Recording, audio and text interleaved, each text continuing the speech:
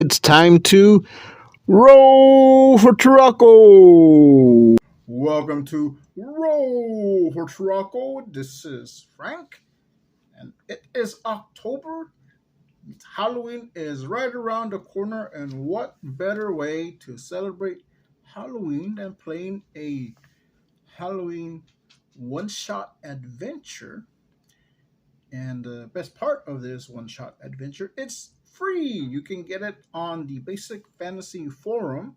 There's a link in the description below where you can find it, print it out. It's a PDF you can print out, and you can print out in booklet form. It's an RPG zine, and I have my copy that I printed out.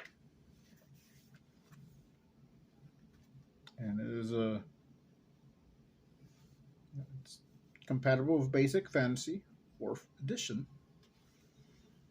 This was created by Anthony Oglesby. He's a member of the Basic Fantasy community on the Discord and on the forum.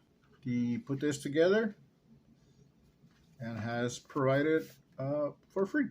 So I did print this out at the library, and I just used their the booklet booklet button. And so I print and I put it together.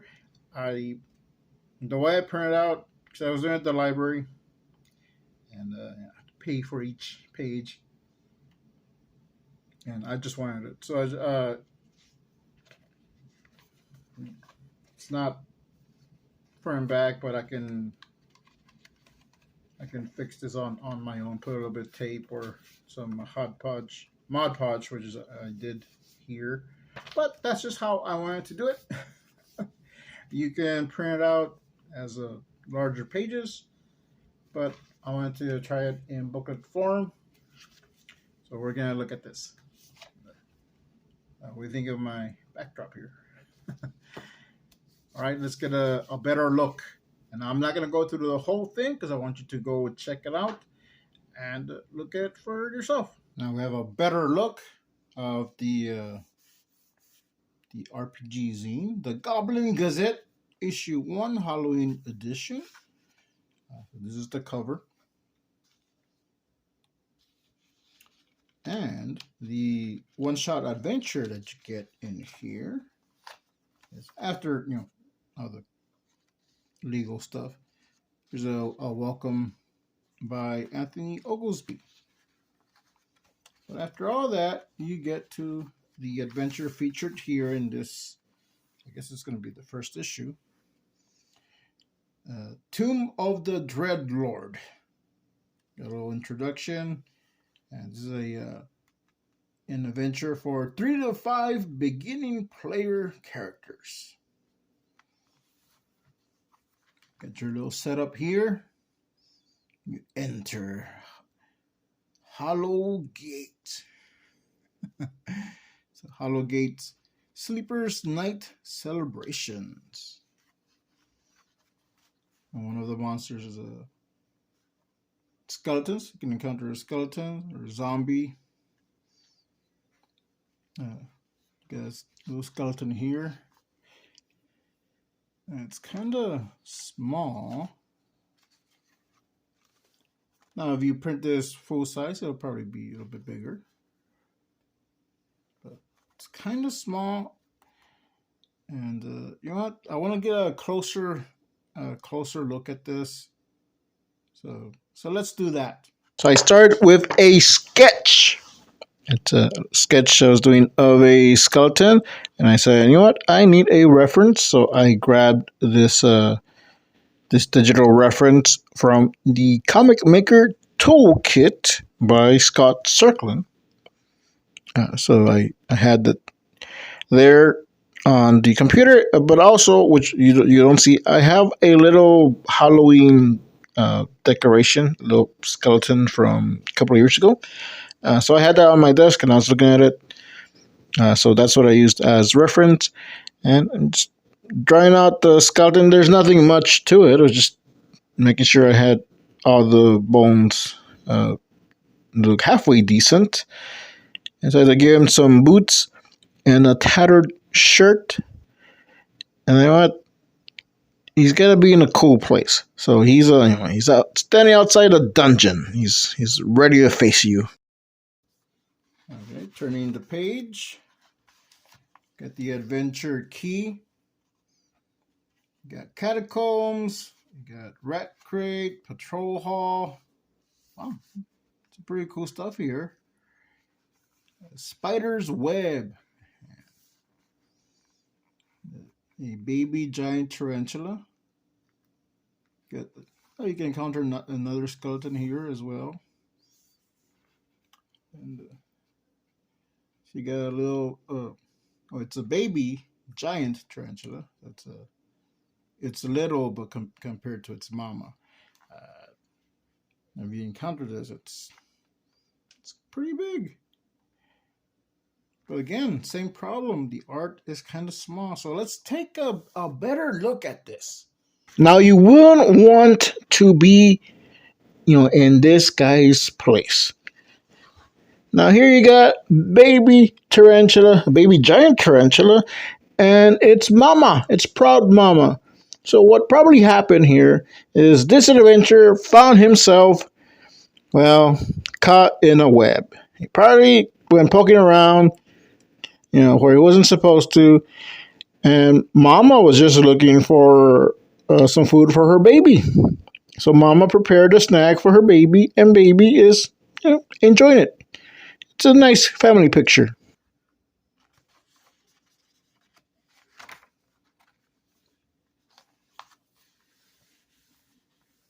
There's more stuff here. All right. There's a map, and this is as far as you're gonna get because I didn't draw this map. This was by, I think Anthony did this himself actually, if I'm not mistaken. We got Grave Blade here. That's actually a pretty good size drawing, but you know what? Let's take a closer look. This is a new class that Anthony created. So we'll read a little bit of the introduction here. This class is based off and a cross between the Paladin and the Necromancer supplement. So those are supplements you can get on the Basic Fantasy forum. Wow, Paladins are holy warriors more akin to zealotry than their cleric counterparts. Graveblades are unholy warriors with good intent. So funny thing about this illustration here, and in case you didn't catch on, I did all of the illustrations here, except for the map. So when I drew the Graveblade, I showed it to a friend of mine, and she said, "Oh, he's your anti-cleric." She hadn't read the description, but that's pretty much what it is. And this is like bone armor. It's got some pretty cool stuff here. Graveblades may not use shields or two-handed weapons, focusing martial training on one-handed dueling. So the gauntlets, I did make them a little bit wide, but I gave him a scythe, and they can have some other weapons, but scythe was one of them. I thought that would be perfect. All right, so this is actually all the art I did. I did do some other illustrations, but this is all the art that made it in the zine. So we're just gonna take a look at some of this other stuff here. So you got undead player characters, you got optional roles. There's one thing here that I did want to show. Where is it? Okay, yeah. So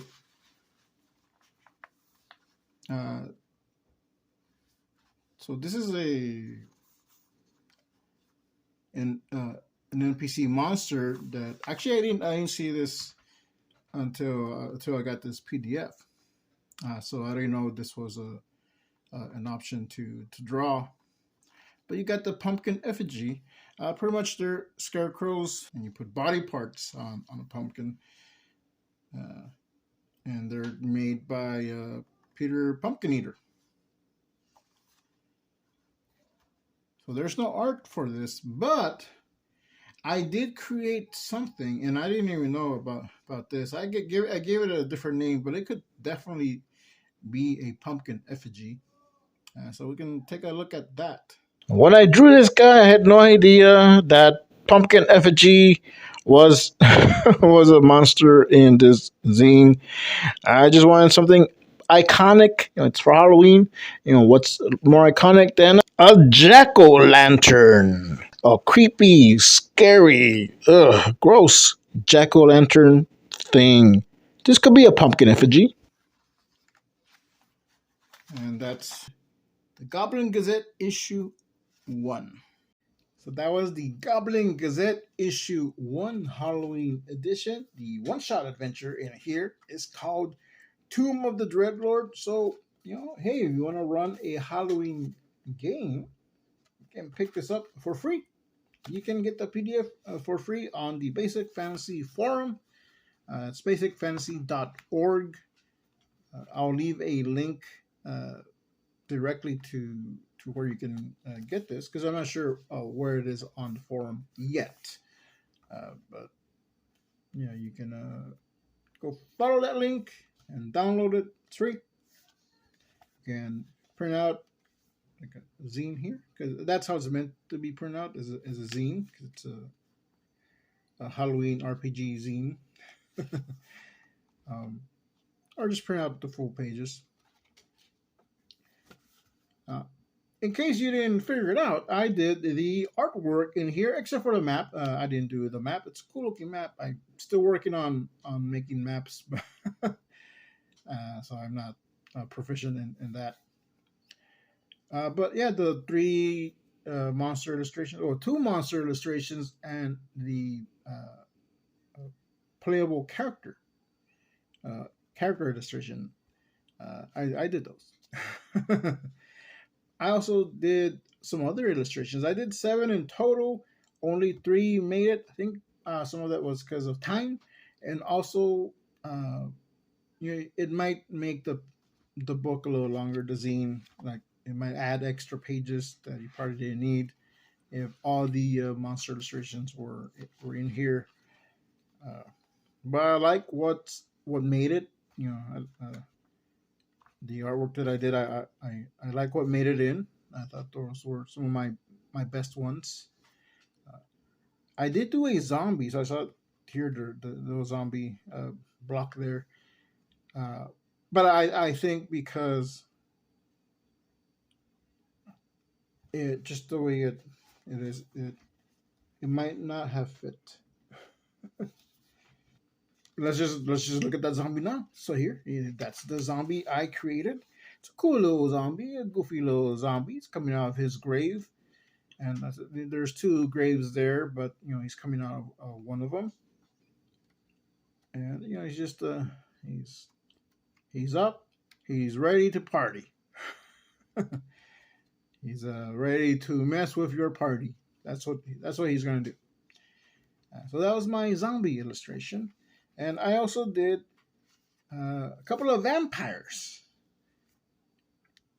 Now, I'll blame Anthony for not putting those vampires in here, because I just went off the rails. I went off the books. The first vampire, and I did it for fun. I was like, and that's I'm an artist, and when he approached me to do this illustration, I wanted to do it, give back to your community. Be part of something, be part of a cool zine, something that you published, even if it's self-published, but published, where you can see my artwork. And I didn't really have much to do with this, but I thought it was cool to have some artwork in here.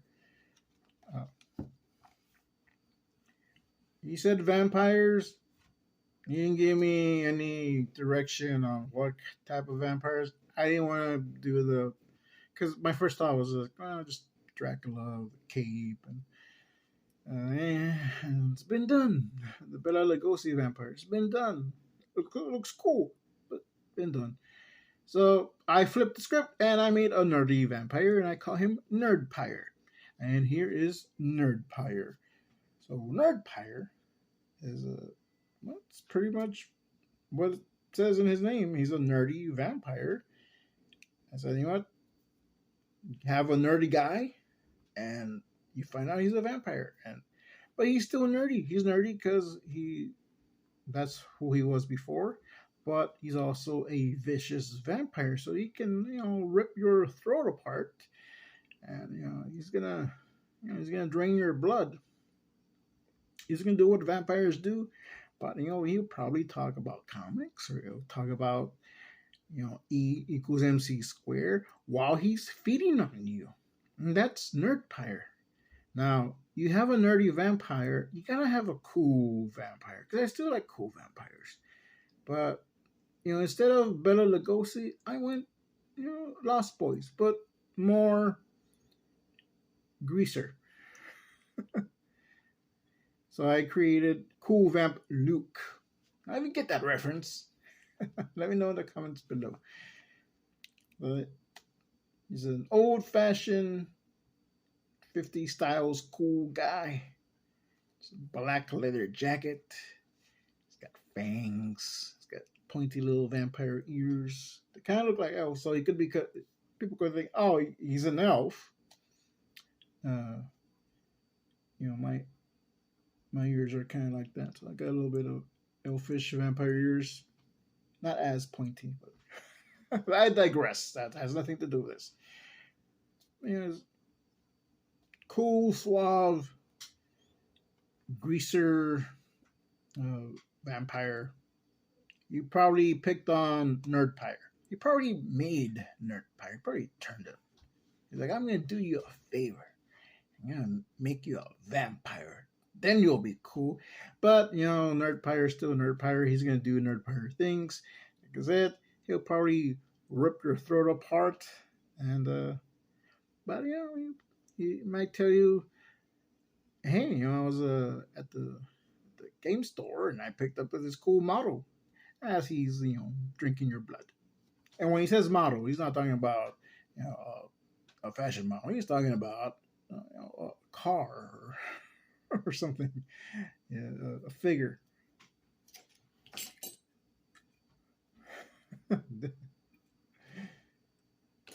But you got Nerdpire, you got Cool Vamp Luke. So I don't blame Anthony for not putting those guys in there. I didn't even tell him those backstories. She's like, I'm just gonna make some fun looking vampires. I think part of why they didn't make it in there, because he didn't tell me. He said, "Oh, some of your stuff made it in here." He didn't say what he cut out or why. But I think part also time. Like I said, there was still a time limit. Not time limit, but deadline. So there were some that I was like, I don't know. I told him about. I don't know if I'm gonna be able to make them all, but I'm gonna focus on these ones, and try to get them to you. And I got them in, but I think I got them in just like maybe a hair too late. So, but what was in there, I thought was cool. So still, I still think the pumpkin could have made it as a pumpkin effigy, but whatever. It's not my book. I just made the art. But it's there if you want to use it. And I will be putting up a stat block for that specific monster. If you want to use it as a pumpkin effigy, go ahead. This has been Frank Salazar. Roll for Chiraco. We'll see you next time. Like I said, go pick this up. You can play this on Halloween. Play it with your friends, family, kids, whatever you want. We'll see you next time.